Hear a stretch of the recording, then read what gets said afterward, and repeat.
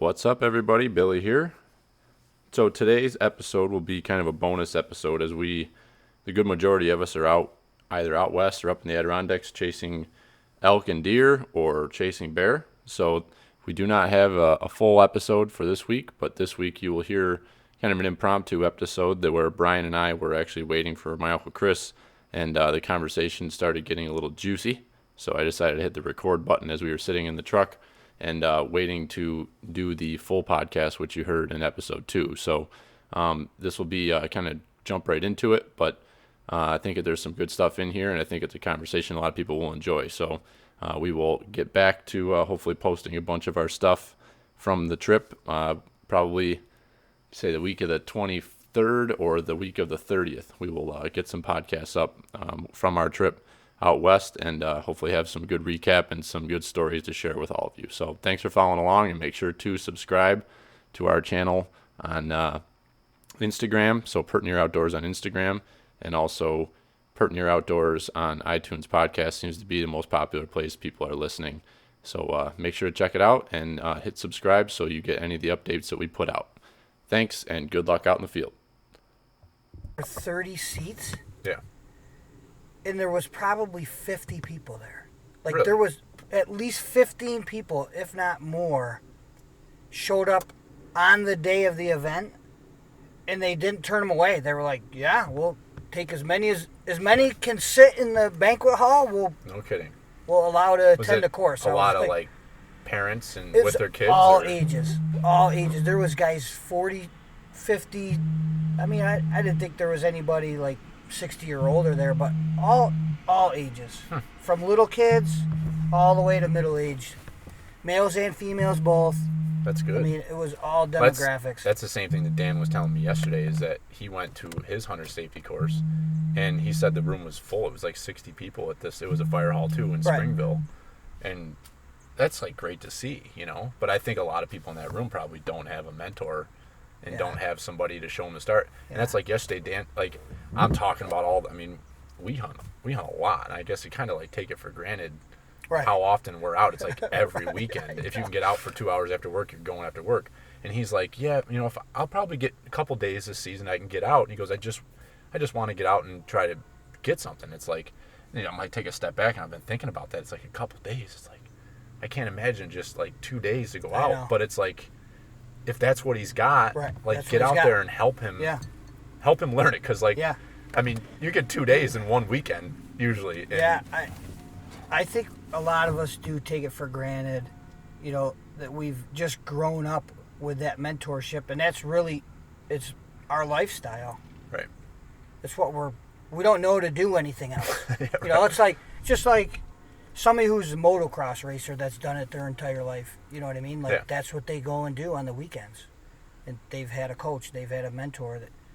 That's what they do. But we've grown up with hunting and fishing, and it's kind of cool. It is cool to see, but at the same time, you hope those people do find a mentor or somebody that knows what they're doing to take them out. Yeah. Because it could get bad in a hurry. Well, that's you listen to all this stuff. There's more hunters getting out of it than there are getting into it. The numbers are showing anyway. Yeah. So it's like, somebody like, my buddy Connor that I went out with last year, or this kid Dan I'm talking about, sacrifice one day of your season, sacrifice quote unquote, but go with them and show them the ropes and show them, yeah. And then they're going to buy their hunting license again. They're going to go out and buy a gun or buy a bow or get their kids into it. Right.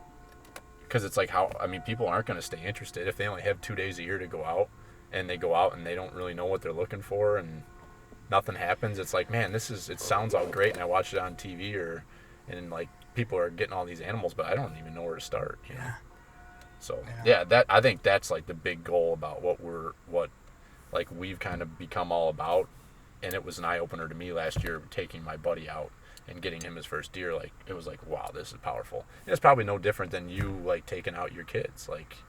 Right. That's it. You see their eyes light up, and you see them seeing things that you've probably seen 1,000 times and don't think anything of it. And they see it for the first time, and it's like, holy shit, this is powerful, Yep. So that's to me what it's all about. I got to look into BHA more because I never even knew that it existed until I listened to yours and Todd's podcast that you were on. Yeah. I had no idea. I had no idea there was even such a thing.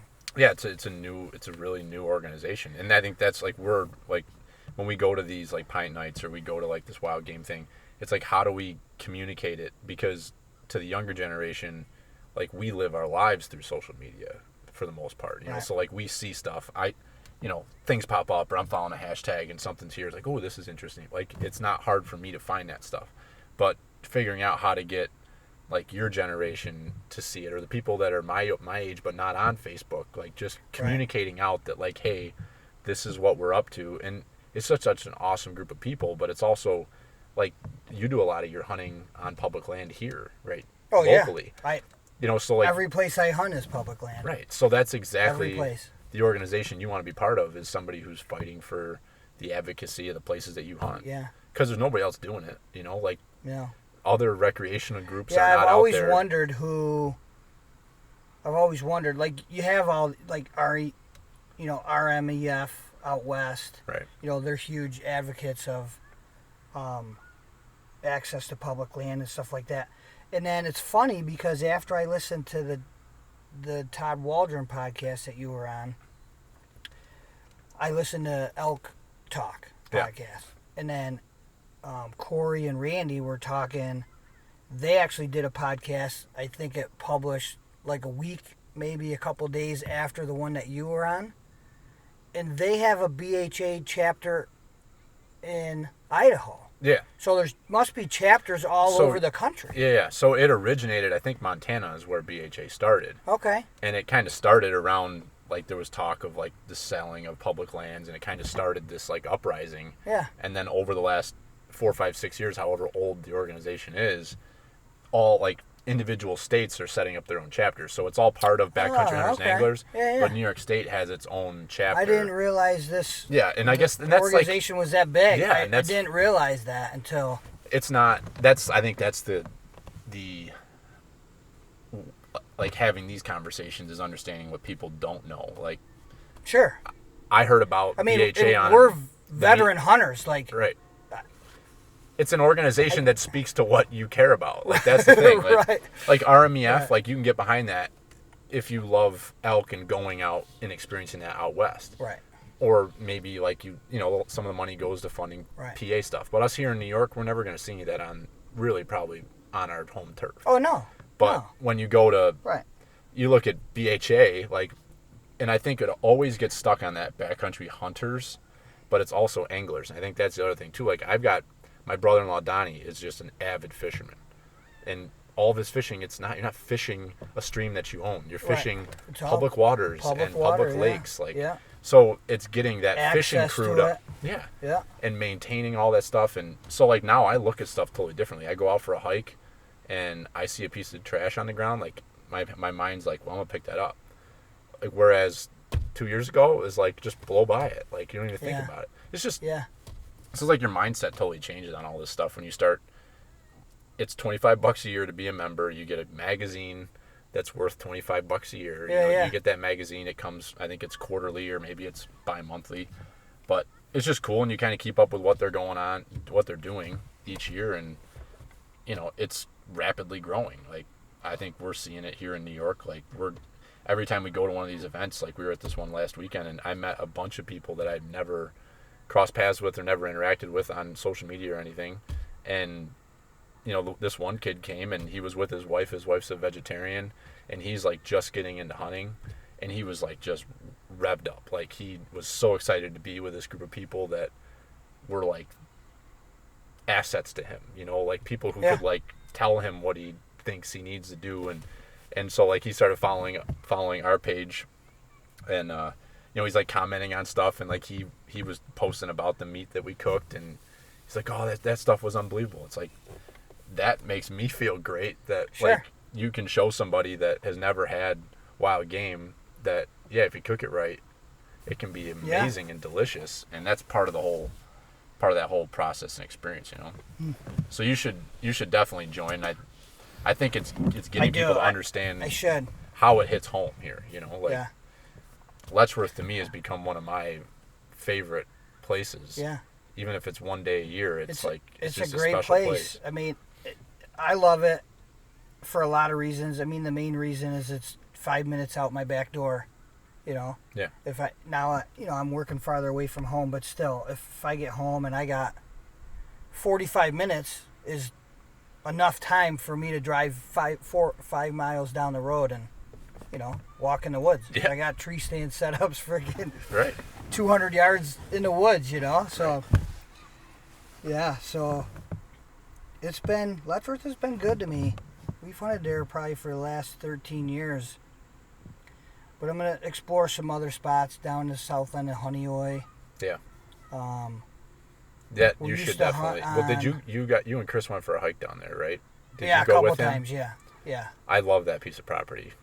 That place is awesome. Yeah. Jordan and I missed a big buck there 2 years ago. That's right. I forgot you have hunted there too. Yeah. Yeah, and the last day of the season, maybe? Yeah, you guys Last all day went of the down there. Was season? that muzzleloader or was it the last day of rifle? No, I think it was last day of rifle. Yeah. I think Yeah. Jimmy was up there with you guys too. Yeah. But I love that That's piece a of good property. spot. It's a hard piece of property to hunt because it is all side hill. But Steep. there's a lot of acorns and it's steep, and you got to imagine that there's not a lot of people willing to go up and down that. Yeah. Like If the you- first if you go third to of the the- hill there was some tree stands in it here and there that we saw. Yeah. But the last 2/3, like halfway up and farther, there's nothing up there. Yeah. Nobody's going to walk up there. Yeah. I mean, very seldom. Very few people are going to. I think the way to attack that is to actually park at the state land parking area. You know where that Blueberry Lane is? I don't know how familiar you are with that. I'm not. But if you very... like that East Lake Road there. Yep. If you're coming down County Road 30, is that 36 or 37? East Lake Road is 36. So like West Lake Road. Yeah. That's 37 or whatever. The Yep. road that our cabin's on. If you drive past East Lake Road, just on your right, there's a parking spot for the state land that's on the west side of the road there. Oh, okay. So, I think the best way to access that is to park at that parking area there, and walk up that Blueberry Lane, Oh, and just hike that. And so you're like bypassing, cutting across all that down in the bottom, where I think the deer are coming down to the bottom at night, and then everything I've seen when I've gone over there is the tracks are always going up, and I've always like caught them too late. Like I'm always getting there too late. Whereas if you were to go and park there and walk up that road, it's a private road, but it turns into public when you get about halfway up. yeah. Just like motor up that road, and it would cut off like 3/4 a mile worth of Right. side hilling, Yeah. and you're not going right through a lot of their bedding and maybe where they're moving through to get back up to their bedding. Yeah, because it's pretty thick. Yeah. When you get up to, I don't know, there's like a cabin up there, like halfway up. Yeah, that house there, on that corner, there's a Yeah. house that's like that last house. Yeah. I think the public land starts like right after the road kind of turns public right after Right. his house. Yeah, from there down, it's pretty thick along the roadway right there. So Yeah. I imagine the deer probably do lay in there. I've pretty much gone there in the morning every time, and almost every morning I'm running like 20 minutes late, and it's really a bad situation there because that thick area, I've almost every time I've been coming through there, and it's just after the sun's come up or right at like I don't know the twilight or dusk, or it'd be Just twilight, after whatever. twilight, yeah. And I'm always catching them like just after they've gone through Oh, there. really? Yeah, like 2 years ago in muzzleloader, I had a gorgeous buck. I mean, nothing like gigantic, but he was a beautiful buck. I think he was a nice 8, and he was feeding. You know how when you're walking that road below, you park at the main parking spot, and you take that road that just angles all the way across the hill. Yeah. You know what I'm talking? Yeah. Not the one that goes right straight up, the one Yes. that angles across. And that road, it gets to a point where it Y's off, and the one, it goes up the hill, and that one's kind of like overgrown and like brushy. Yeah. And then the main trail that's down low, it takes you all the way over to that seasonal road. I've usually I take that overgrown road that goes overgrown, high yeah. in the middle, and that buck, I came up over, and it was like all these fresh beds. And I look up in front of me, and sure as shit, right on that little ridge there, this buck is just fed across the trail. And as soon as I didn't have any doe tags, I just had a buck tag. And by the time he picked his head up and I saw that he had horns, he was already making his way up onto the side hill. And I just wasn't comfortable with the shot. I didn't take a shot, but I dropped down, went around, and tried to get up above him and spot him, and I never saw him again. I don't know where he went. Yeah. But there's always deer right in that area, so I think you got to try to get above them. There's a ton of deer over there. Yeah. Because the state, they kind of like bush hog and clean up those fields down below, and I think they go down there and feed quite a bit. Yeah. On whatever the grasses are or whatever down there. Just some grassy browse that they're not getting up on that side hill, but I don't know. Yeah, that area is pretty sweet down there. That's the thing, like there's just so much stuff right. Like you live in a sweet spot. Like you're right here.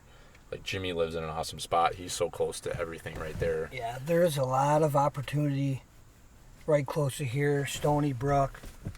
Can you hunt Stony Brook? You can? Yeah, it's archery only, parts of it. So, we used to hunt before we discovered Letchworth. We hunted the watersheds around Canadice and Hemlock Lake, and they were good. Yeah? They were good. There's deer all over the place over there. Does that get a whole lot of pressure up there? Firearm season gets a lot. I think that's the way it is with... At least it did when we were there. That was one of the reasons why we stopped hunting there and looked for something that was larger. Yeah. Was because of the pressure that it got during firearm season. I mean, it's, the blaze orange sea. You know? But I think that's fairly flat, right? You're up on top of the hill there, and there's not a ton of... but there are all those little fingers, same thing, just like Letchworth. There's all those fingers that drop down to the lake, you know what I mean? I've never been to Canadice, ever. Like, really? never even been to the lake, no. I mean, all the time we've spent down there, I've never been over to that. Never even seen it. It's pretty flat up top. I mean, there's a good chunk of flat area up top. And then, as the pressure increases throughout the year, the deer drop down on those little, the benches or the plateaus or whatever, and then they just run ridge to ridge to ridge to escape danger. But it's a good spot over there. But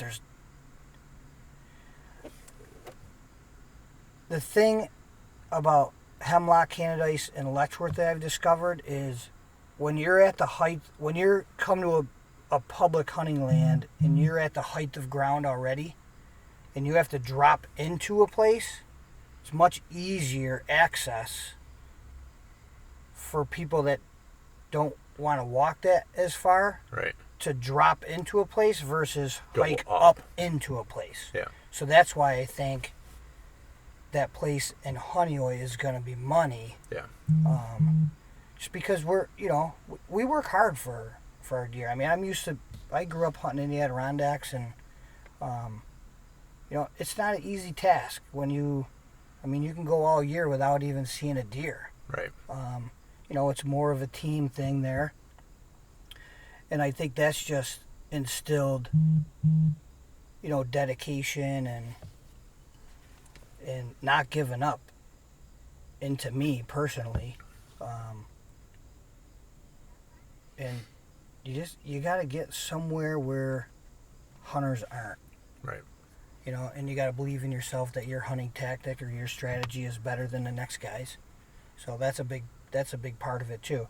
It's funny because when I went out west last year, all year I shot that cow, and then all year, like, people are like, "Oh my God, I can't believe you went out there and you shot an elk your first year out." There's people that have been out there for 10 years and 15, 18 years, and they've never shot anything.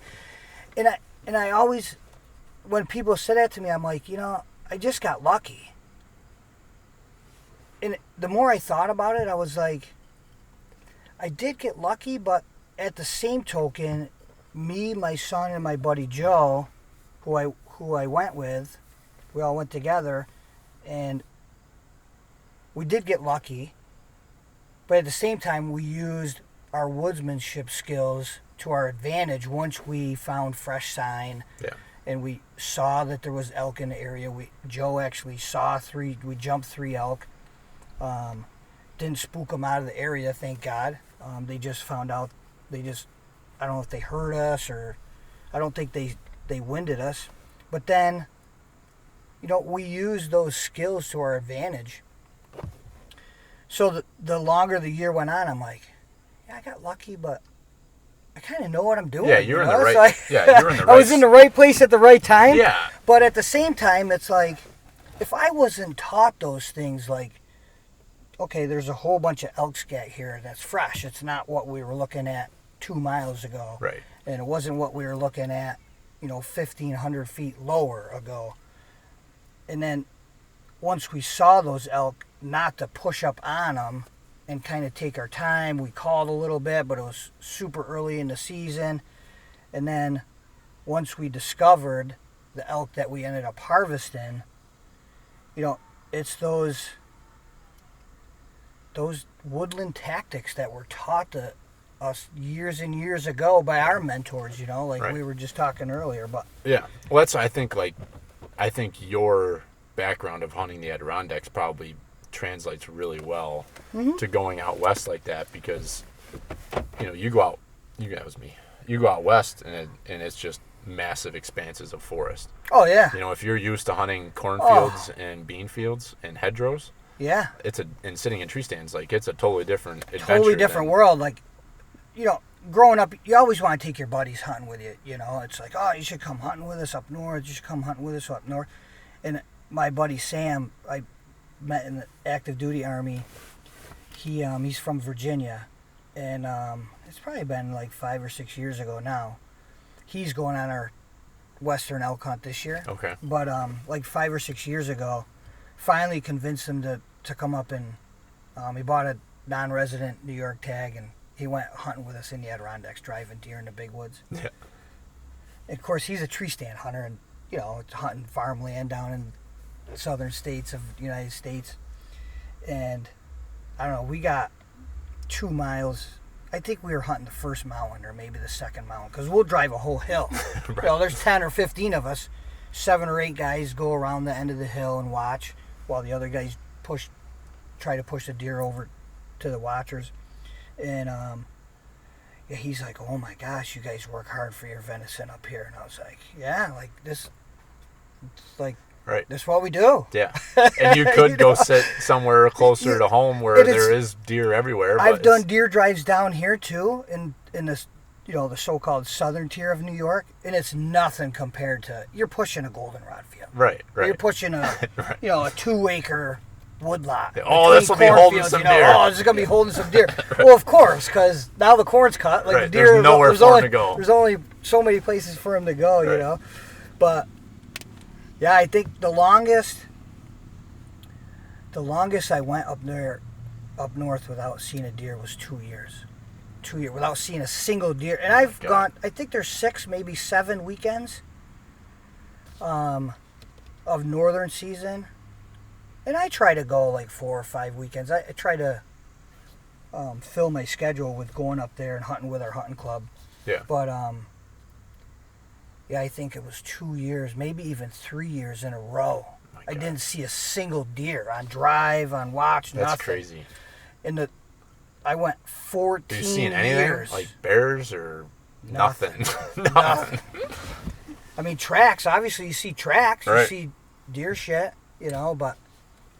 Yeah, and then it was 14 years between the time I harvested a buck up north, because you can only shoot bucks up there. Right. So, 14 years. That's amazing. I shot one 2 years ago, and the buck I shot up north before that was 2002. Yeah. That's amazing. But there's those guys that shoot a buck every single year. Right. They just there. Up there. They happen to be with the club, they're at the right spot. I've been up there plenty of times when the club is shooting deer, Yeah. We help them drag them out and all that stuff, but just they haven't run by but me. That's like, I think the deer, like when we go down to Pennsylvania for the weekend with my wife's family and that crew, last year was just, I think, an anomaly. I think there was a hot doe or a few hot does in the area. The rut was going on. There was just bucks everywhere. So we did really well.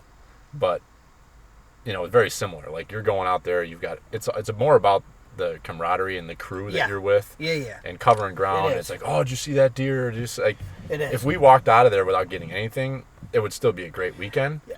But I mean, like you walk away with a couple guys getting deer, who cares if it's you? Yeah. Like you put a deer in front of somebody else and they capitalize on it, regardless of the size of it.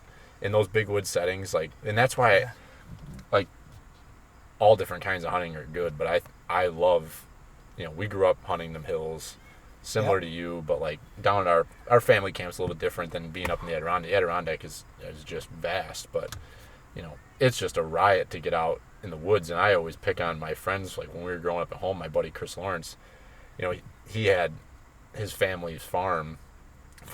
They didn't have a farm, but the farmland that they had, like, I mean, just a freaking gold mine spot. Like, and Chris shot some slammers in his first. He hunted from the age of 14 to 22 maybe. He hunted, and then his family, they sold the farm, and that went away. They sold the property, but if he came and hunted Naples, it was a totally different ballgame for him. Sure. He was, if you looked at what's on the wall, he was out hunting the snot out of Jimmy and I. Yeah. But when it came down to really getting in the woods and understanding what was going on, you flip it around. Like Chris had all the luck at his place, but he couldn't put it together at our place. Right. Like Jimmy and I would go, we never shot anything like what he did at his house. Right.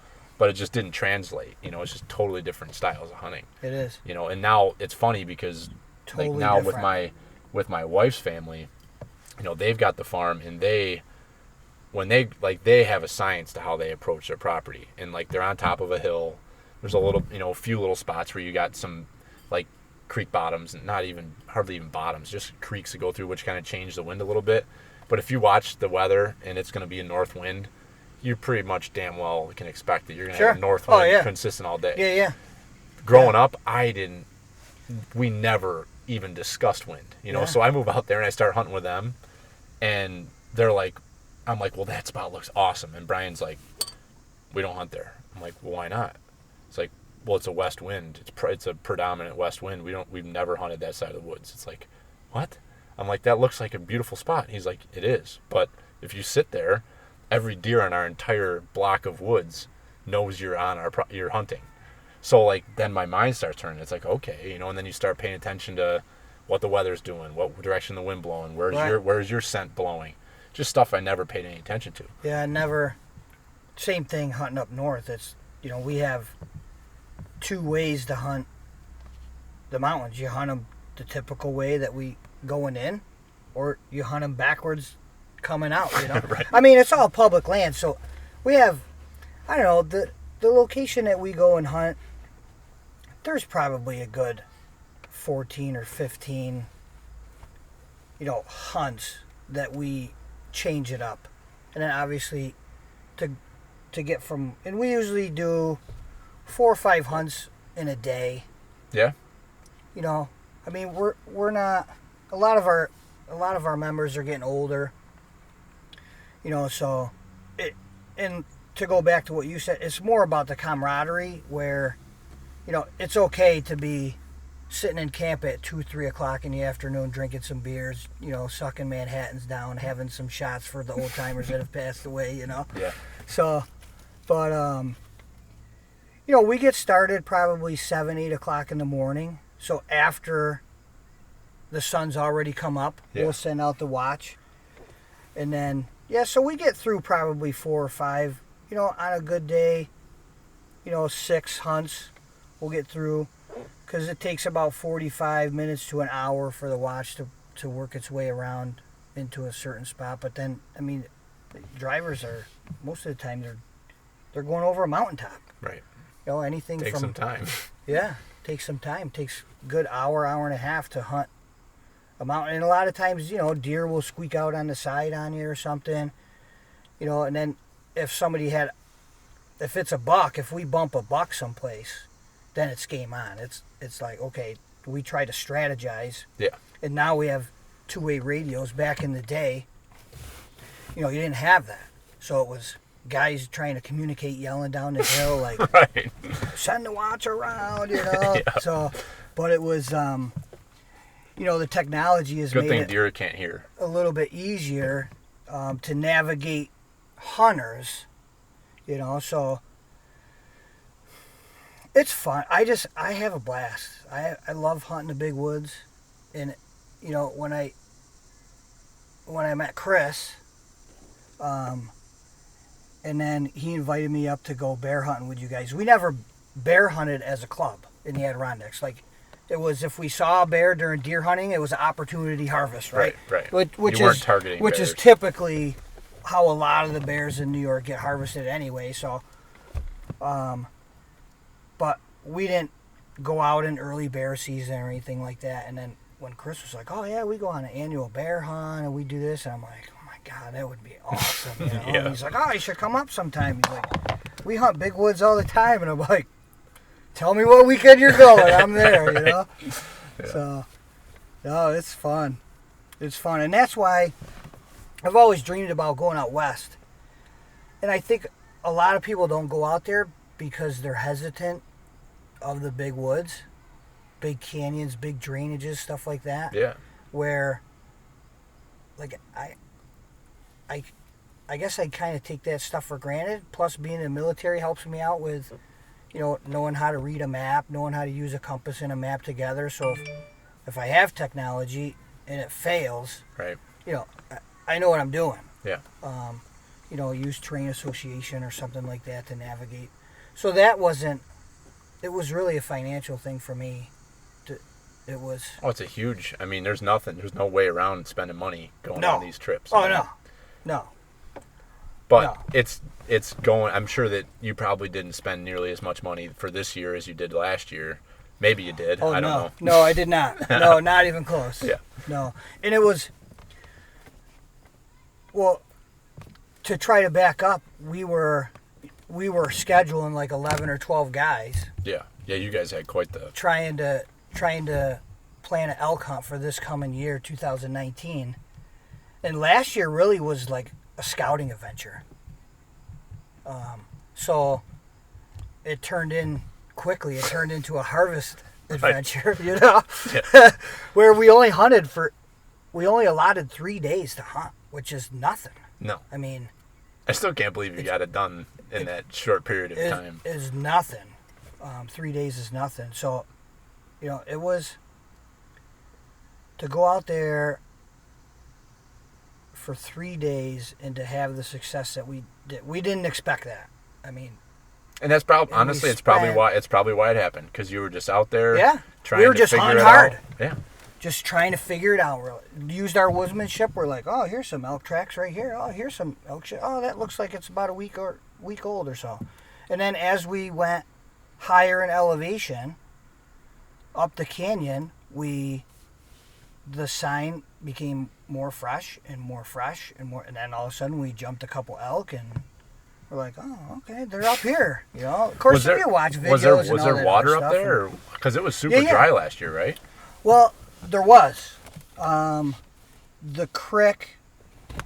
There was a creek that ran through the canyon, but it's not nearly as wide or as deep as what it typically was. I mean, I'm not a local. I don't know that for sure, but it didn't seem like it was filling itself up. Where you could see in the past where, from the runoff and stuff, you could tell that the creek was way down. Yeah. But it worked out perfect to our advantage, because when the elk that I shot died, it was within 100 yards of the creek, so we were able to get the meat over there and got it hung up. We got it cooled down. Cooler down there? Yeah, absolutely. So we got it down near the water. We actually dipped it in the water a little bit because the water was super cold. Yeah. We just wanted to start that cooling process, Mm-hmm. So, no, we learned a lot. We did a lot of research prior to, but we had no idea what we were doing. Had you ever quartered an animal and done that before? I had quartered an animal. Like hunting in Letchworth, we've quartered animals. Yep. When, if they... You shoot one down in the gorge or something. After you shoot one that goes down to the gorge and dies, yeah, we've done it there. And then, of course, when we went bear hunting, Adam shot his bear. We did it there too. So, yeah, up north where I hunt with the hunting club up there in the Adirondacks, we don't quarter them. You know, there's enough guys to drag a deer out. I mean, at the most, we're probably dragging 5 or 6 miles, but there's 15 or 18 guys. They just take turns. And... You know, you get a stick and somebody's got some 550 cord or something, paracord in their pack, and they tie the stick on the antlers. But tell me once you figure out how to quarter one that you will never... Let me tell you what, if I had enough influence to influence those old timers... You'd be quartering everything. To everybody buy a decent backpack and quarter animals up in the Adirondacks. Yeah. Without a doubt. If it was up to me, I'd be quartering every single one of them. It is so much easier. Yes, and it's gotten to the point where, like, we're talking with my wife's family, with the Kirsch clan, that, like, we're thinking about, you know, if you want to get a whole deer back, like, you shoot a deer on the farm, like, that's great. Bring it back to the farm, like, we weigh them, see what they weighed. Sure. But then just quarter it, like, then, and hang it in the cooler quartered. Yep. Because it seems like it is just so much easier, and we can go through, we can cut those deer up so fast, and I think I mean, I don't know, you hear some people say get the hide off and hang them without the hide for a few days. But, like, I think if we were to quarter them and just let them hang in the cooler, or if it's cold outside, let them hang and just let them kind of go through the process without the hide on them and quartered, or even just put them in game bags. I mean, when we shot those 6 bucks last year in PA, they were all in game bags. That was the best meat that we had cut all year. Yeah. You know, and we do, like, 55 to 60 deer with that group. And wow. I mean, it beat the snot out of a deer that had been hanging in the cooler, full hide on and everything for 5-6 days, compared to those deer that were quartered up immediately and put in game bags and hung. It's funny you say that because, I mean, I've been hunting for a long time, over 20 years, and we've always been taught since I was a young kid that whenever we harvested a deer or some type of animal that was large enough to hang, we hung it head down and let the blood drain out the nose of the animal, right? And we always hung the animal. It was always cool enough to hang it with the hide on it. But when I shot that elk last year, and you listen to a ton of podcasts, you read a ton of research and everything, and when I shot the elk last year and we quartered that animal up, and, you know, the meat was in the game bags, like you say, and I didn't have very high quality game bags last year, but what were you using? They were, I think they're the Alaska game bags. They're kind of like cheesecloth. They're like a cheesecloth game bag. You really only use them once, probably. I'll be honest with you, the ones that I used last year, I threw them out after I got the meat back home and cut the meat up, butchered it up. They're pretty inexpensive. I mean, you're paying like 14 or 15 bucks for. So I went with a synthetic one this year. I bought a package of synthetic ones, the Ovis, I think they are. Yeah, the Ovis X. But that meat, like you were saying, seemed to be more tender and less likely to get freezer burnt. There was a lot less moisture in the packaging. Right. When I went to package the meat, there was a lot less moisture than I'm typically used to with hanging a deer with the hide on for several days. Right. And I think during my whitetail season, if I do bring an animal out whole, I think I definitely will strip the hide in my garage where we process the deer, and then I'll let the meat cool without the hide on, and then butcher it that way, because it just seemed to drain whatever moisture was in that meat. Because, you know, when you shoot, me and my 2 boys, out of the 5 of us in our family, we're the only 3 that eat the venison. My wife and my daughter, they love it, but it's just a psychological thing. They're not into it. But when you shoot 2 or 3 deer, by the time the next season comes around, we eat venison quite a bit, but when it's in the freezer and there's moisture in the meat, it gets freezer burnt without even being 12 months old, and it's frustrating. It's very frustrating. Yeah. Because the whole ideology behind harvesting animals is to consume the meat. Right. You know, it's not a trophy thing. So it's frustrating when you go into the freezer and you get something out, and the minute it thaws out enough to where you can cut it up to make whatever type of cuisine or whatever dish you want to make, and you can smell the freezer burn as soon as you tear the bag open. It's so frustrating. So, but looks like there's the sergeant. Looks like the first sergeant just arrived. He has arrived. Where you been? Goofing up. Driving around the fields looking for deer.